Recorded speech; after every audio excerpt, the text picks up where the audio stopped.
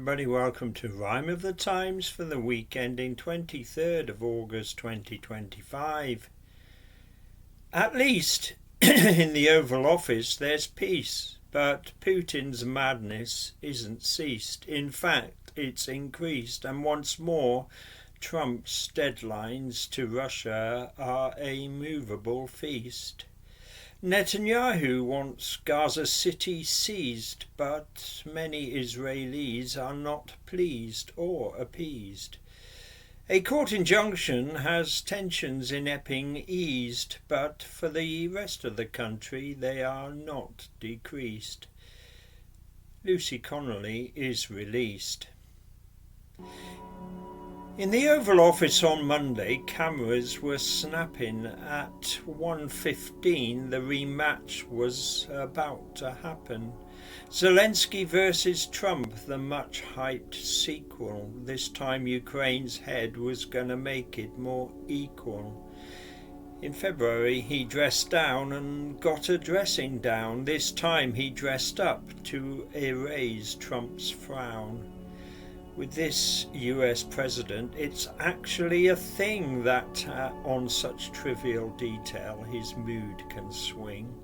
Zelensky's black suit was not adorned with a tie, but it was a vast improvement to Mr. Trump's eye, and also to the press guy who called him out last time when he slammed Zelensky for his sartorial crime.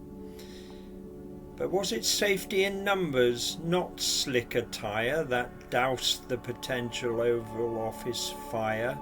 Because this time Zelensky visited the lion's den with 8 significant wing women and men. NATO's Mark Rutte and the EU's von der Leyen with 6 European heads formed a ring of iron. Last time Trump had brought Zelensky to heel, telling Ukraine's leader he had no cards to deal. But this meeting had an altogether different feel, warm and fuzzy, bolstered by a resolve of steel.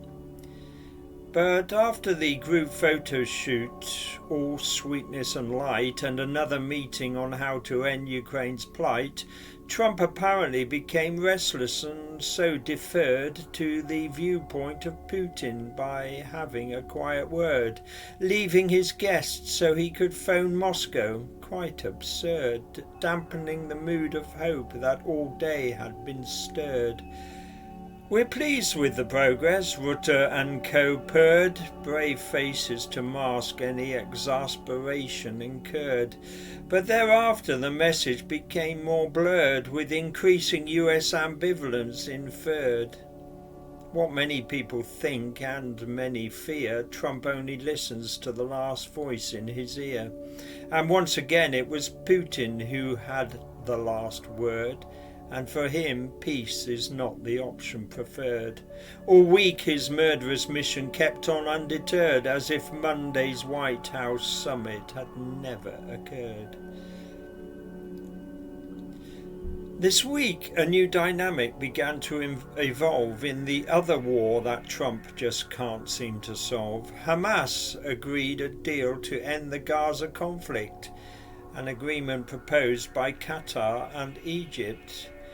Netanyahu, though, has shown no sign of signing. All plans for peace he seems to be undermining. Despite street protests against him across Israel, he clearly feels negotiations are doomed to fail. And on Thursday the situation escalated as he prepared to have Gaza City evacuated.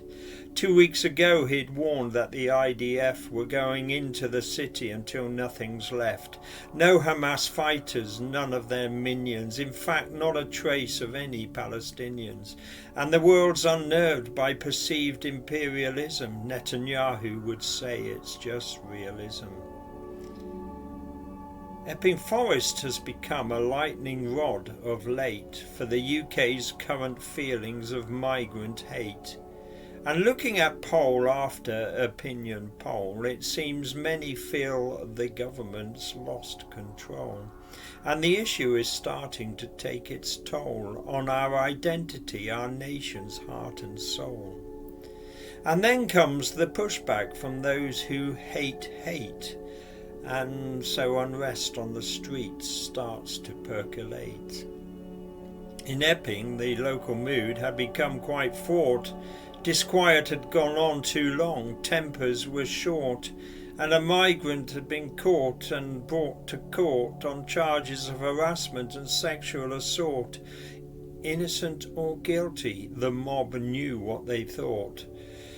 The council knew a solution must be sought to stop these protests and battles being fought, and so on Tuesday a court injunction was brought, meaning a hotel in the town could no longer be used by the state as a migrant sanctuary. What the court had decided to tell the Bell was that it wasn't a hostel but a hotel, a decision with some that didn't go down well, and far from going down, the unrest just swelled. It seems that the minute the bell was tolled, hell's bells around the country, the bells of hell tolled. Councils across the land demanded the same, so their own parishes aren't similarly maimed by hordes of foreign asylum seekers, which they claim cause the fabric of their communities to be stained. And the owners of the Bell were also not jolly. The court verdict would cost them a lot of lolly. Until the government contract, the hotel and boozer had been on its knees, a big money loser. Still on the topic of racial tension on our streets, last year a woman caused such with one of her tweets. That was the view of a judge, anyway, when he decided to lock Lucy Connolly away. On Thursday, the 42-year-old was freed from prison, and for the Free Speech Brigade, a martyr had risen. Previously of good conduct and character, her case had set things off like a nuclear reactor.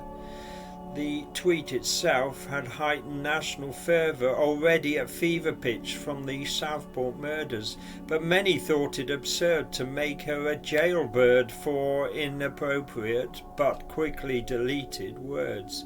It seemed half the country was fairly incensed, feeling the judge had no acceptable defence.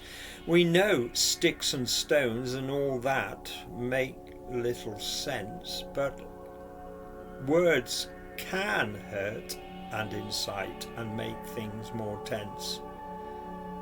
But do they justify a 31-month sentence?